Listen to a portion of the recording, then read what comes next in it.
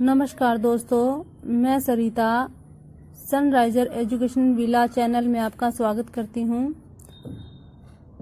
आज हमारी क्लास रहेगी प्राचीनतम इतिहास के मिले अभिलेखों के बारे में। ये हमारा आज की कक्षा का भाग 2 रहेगा। पहले भाग में हमने इस बारे में कुछ चर्चा की थी, तो आइए बिना समय गवाए शुरू करते हैं आज की क्लास। बात करते हैं सबसे पहले 12 खड़ी में लिखित अभिलेख हमें मिलते हैं सुध नामक स्थान से। सुध कहाँ पर है? सुध है जगाधरी यमुनानगर जिले में। यमुनानगर जिले में सुध नामक स्थान से हमें 12 खड़ी में लिखित अभिलेख प्राप्त होते हैं। नेक्स्ट हमारा कि सरोवर के निर्माण की जानकारी देने वाला अभिलेख करनाल से हमें मिलता है, यानी कि करनाल से मिलने वाला अभिलेख हमें सरोवर के निर्माण से संबंधित जानकारी देता है और यह अभिलेख खरोष्ठी लिपि में अंकित है। खरोष्ठी लिपि में रचित अभिलेख करनाल से मिलता है, जो सरोवर के निर्माण से संबंधित जानकारी हमें देता है। इसके बाद है 3री और 4थी सदी के संबंधित हमें 2 अभिलेख तोशाम से प्राप्त हुए हैं, यानी कि तोशाम से जो अभिलेख प्राप्त होते हैं वो 3री और 4थी सदी से संबंधित है। और तोशाम कहाँ रहेगा? तोशाम रहेगा भिवानी जिले में। नेक्स्ट हमारा कि हिसार के गुजरी महल में एक स्तंभ पर 8 अभिलेख हैं। 8 अभिलेख कहाँ है? गुजरी महल के एक स्तंभ पर। और गुजरी महल कहाँ पड़ता है? हिसार में पड़ता है। क्लियर कि हिसार में गुजरी महल है, उस महल के एक स्तंभ पर 8 अभिलेख हैं।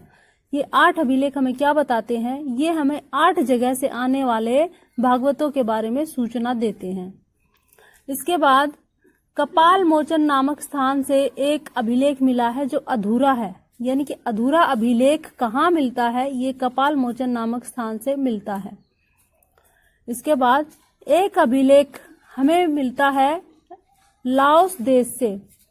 ये किसने लिखवाया था? ये राजा देवंका ने। किस बारे में? कुरुक्षेत्र की महिमा के बारे में, यानी कि कुरुक्षेत्र की महिमा के बारे में जानकारी देने वाला अभिलेख लाओस देश से मिला है और इसे लिखवाया था राजा देवंका ने।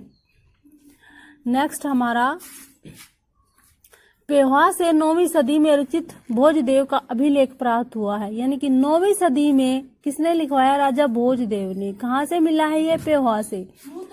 क्या जानकारी देता है? ये हरियाणा के विषय में जानकारी देता है। एक अभिलेख हमें सिरसा से मिलता है और सिरसा से मिले अभिलेख से हमें ज्ञात होता है कि पशुपति संप्रदाय उस समय प्रचलन में था, यानी कि पशुपति संप्रदाय प्राचीन समय से प्रचलन में है। इसके बारे में जानकारी देने वाला अभिलेख है सिरसा अभिलेख। पेहवा से ही हमें एक अभिलेख और मिलता है जो प्रतिहार राजा, यानी कि प्रतिहार वंश से संबंधित राजा महेंद्रपाल का अभिलेख है। ठीक है, शिलालेख बोलेंगे इसको, शिला पे लिखा हुआ है। तो इसमें मंदिरों के निर्माण की सूचना दी गई है, यानी कि मंदिर निर्माण के बारे में चर्चा की गई है और साथ ही तोमर वंशावली के बारे में भी हमें यहाँ से पता चलता है। इसके बाद हमें अग्रोहा से एक अभिलेख मिलता है जिसमें संगीत के 7 सुरों का वर्णन है। अग्रोहा कहाँ है? हिसार में। अग्रोहा से मिले अभिलेख से हमें क्या पता लगता है? संगीत के 7 सुरों के बारे में, यानी कि एक ईंट मिली है वहां पर, उसमें सारे गा मा पा धा नीसा नामक स्वर अंकित हैं। इसके बाद कनिघम ने पिंजौर से काफी पुराने 3 अभिलेख प्राप्त किए थे। कनिघम कौन थे? ये हैं सर अलेक्जेंडर कनिघम। 1861 में इन्होंने भारतीय पुरातत्व सर्वेक्षण विभाग की स्थापना की थी। इन्हें भारतीय पुरातत्व का पिता कहा जाता है, यानी कि भारतीय पुरातत्व के पिता कौन है? Sir Alexander Cunningham.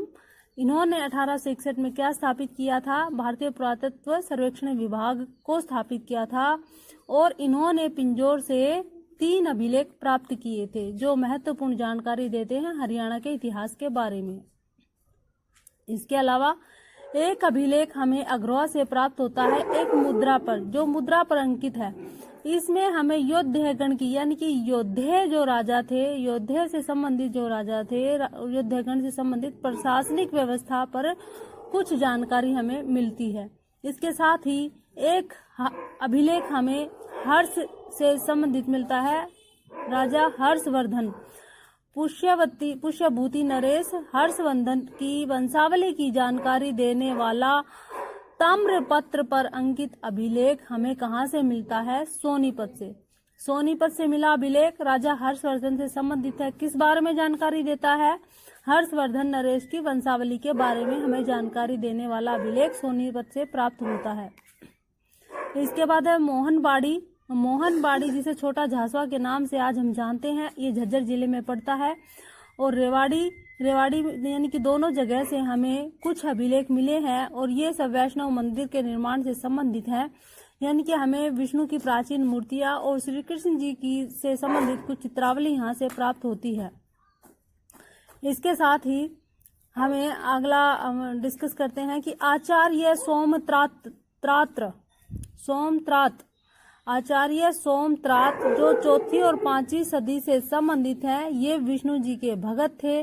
इन्होंने तोशाम में मंदिर और तालाब बनवाए थे। ये हमें तोशाम अभिलेख से प्राप्त होता है। यानी कि तोशाम अभिलेख से हमें जानकारी मिलती है कि आचार्य सोमत्रात जो चौथी और 5वीं सदी से संबंधित है, इन्होंने तालाब बनवाए थे। यानी कि तालाबों के बारे में जानकारी हमें तोशाम अभिलेख से मिलती है।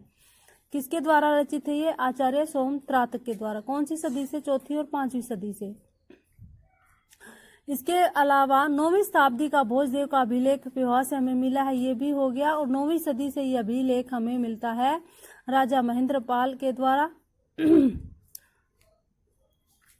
उस समय पेहोवा व्यापार व संस्कृति का केंद्र था और वहां पर वर्ष में एक बार घोड़ों का मेला लगता था। यानी कि देश भर के घोड़ों के व्यापारी यहाँ पर वर्ष में एक बार एकत्र होते थे और घोड़ों को खरीदते और बेचते थे।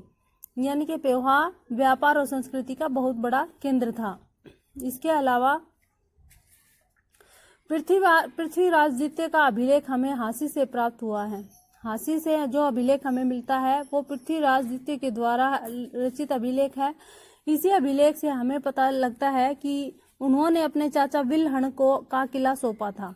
विल्हण का किला पृथ्वीराज द्वितीय ने अपने चाचा को सौंपा था। ये हमें कहाँ से पता लगता है? ये हमें हांसी अभिलेख से पता लगता है। इसके अलावा लाडनू नागौर यानी कि जो राजस्थान में पड़ता है अभी, लाडनू नागौर से जो अभिलेख हमें प्राप्त होता है उसके अनुसार हरियाणा राज्य की राजधानी दिल्ली थी। लाडनू जो नागौर डिस्ट्रिक्ट में पड़ता है और राजस्थान राज्य में पड़ता है, वहां पर जो अभिलेख हमें मिलता है उससे हमें पता लगता है कि हरियाणा राज्य की राजधानी दिल्ली थी। उम्मीद करती हूँ आपको ये आज की क्लास समझ आई होगी। कृपया कमेंट करना ना भूलें। धन्यवाद।